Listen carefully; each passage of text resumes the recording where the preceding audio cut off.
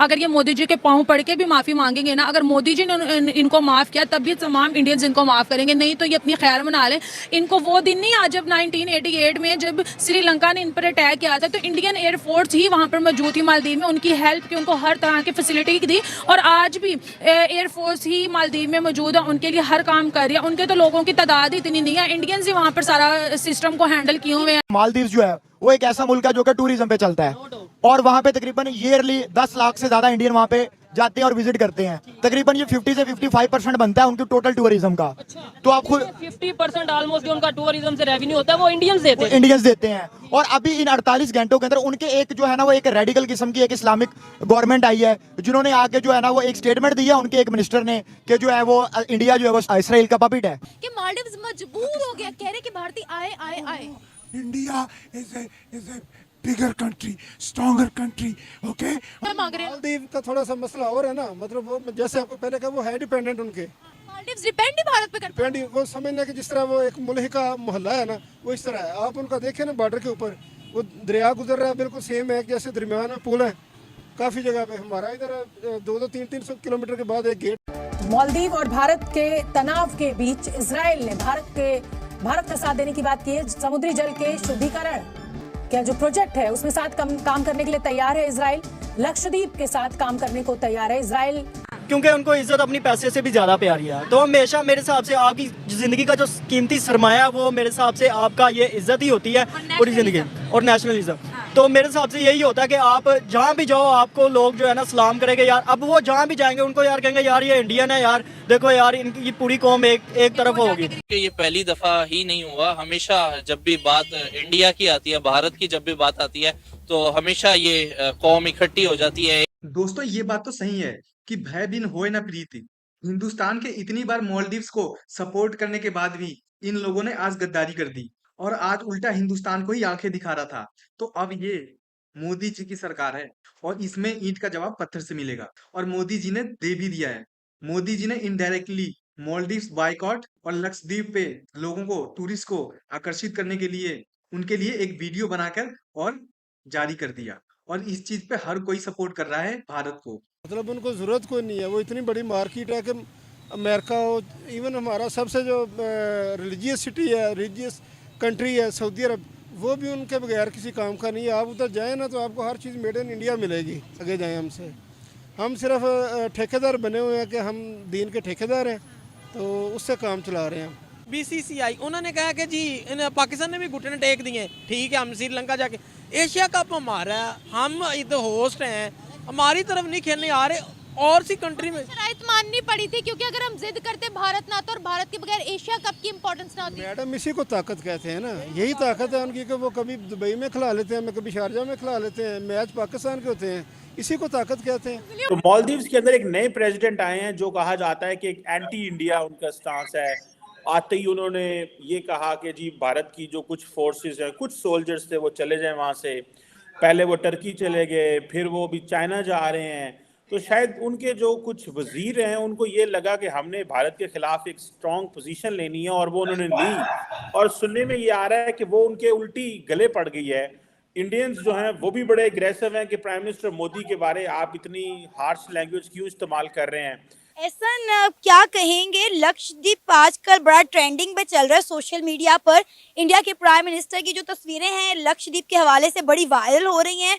देखिए आपने तस्वीरें, लक्षद्वीप और मालदीव का कंपैरिजन चल रहा है सोशल मीडिया पर। एग्जैक्टली मैंने जब देखा ना तो सबसे पहले तो मुझे लगा ही नहीं था कि ये इंडिया है। अच्छा। सबसे पहले मैं शॉक्ड हुआ हूँ इतना कि यार बॉलीवुड स्टार जैसे शाहरुख खान, सलमान खान और भी बहुत से फेमस बॉलीवुड के स्टार्स हैं, उन्होंने भी इनकी वीडियोस शेयर की हैं। तो मैं पहले थोड़ा सा शॉक्ड होता रहा हूँ।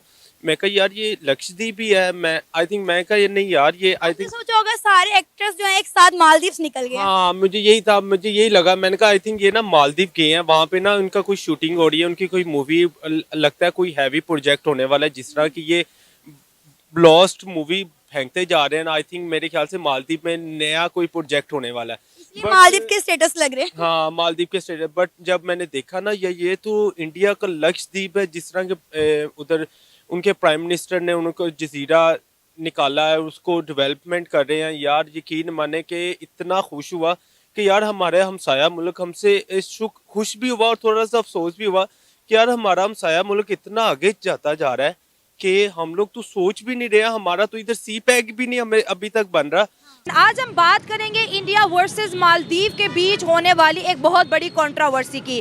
आज की खबर बताते जाए, ईज माई ट्रिप जो कि इंडिया की बहुत बड़ी ट्रैवल कंपनी है, उन्होंने बायकॉट करना शुरू कर दिया है मालदीव का। इसके साथ और भी बहुत से बिजनेस जो कि इंडिया मालदीव के अंदर रन कर रहा, सबका बायकॉट शुरू कर दिया। उन्होंने कहा कि हमारे वजीर आजम के बारे में इनकी हिम्मत कैसे हुई कि उन्होंने कुछ गलत अल्फाज का चुनाव किया। आज अगर हम बात करें, इंडिया की जो यूनिटी है, इंडिया की एकता है, पूरी दुनिया उसकी तारीफ कर रही है कि एक हो जाते हैं जब भी इंडिया या उनके वजीर आजम पर बात आती है। करोड़ों के बिजनेस को जी उन्होंने लात मार दी और आज जितनी भी फ्लाइट मालदीव के लिए निकलनी थी सारी की सारी कैंसिल और बुकिंग भी बंद कर दी है।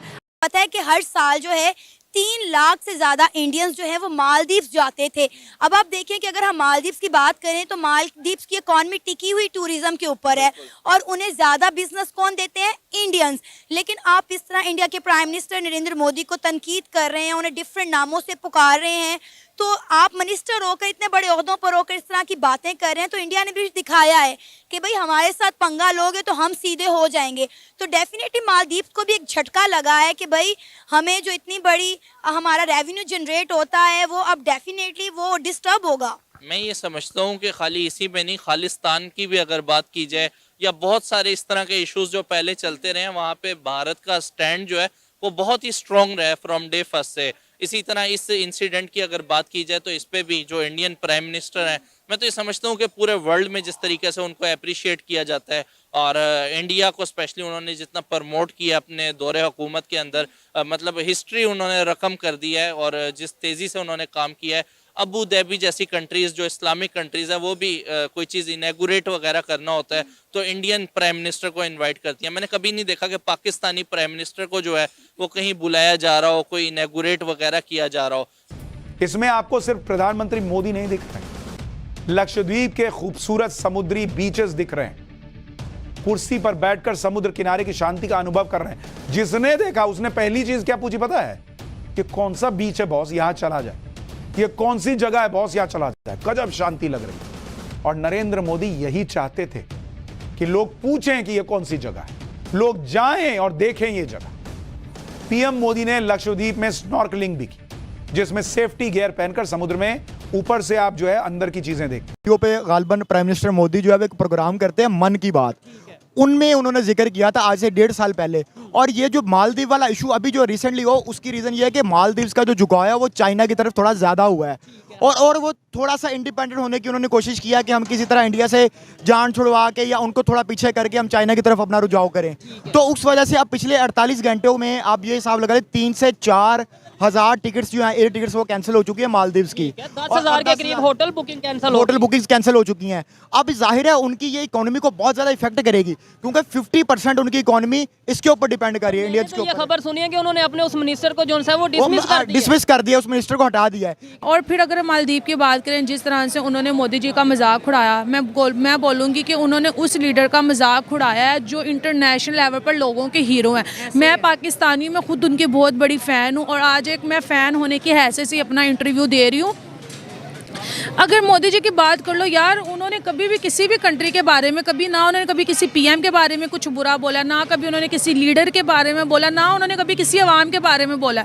हम लोग कहते हैं कि इंडिया हमारा दुश्मन है, हम ये कर लेंगे वो कर लेंगे। अगर हम मोदी जी की स्पीच को याद करें, उन्होंने बोला था कि पाकिस्तानियों आओ हम गुर्बत की जंग लड़ते हैं, आओ ऑफर की थी, हाँ आओ हम एजुकेशन की लड़ाई लड़ते हैं, हम मिलकर हम मिलकर एक दूसरे को उस लेवल पर लेकर जाएंगे, लोग हमें देखेंगे। तो चलिए दोस्तों, वीडियो को यहीं एंड करते हैं और बताइए वीडियो आपको कैसी लगी। अगर अच्छी लगी हो तो चैनल को सब्सक्राइब कर दो और वीडियो को लाइक कर दो। मैं आपके लिए ऐसी ही और मजेदार वीडियोस लेके आता रहूंगा।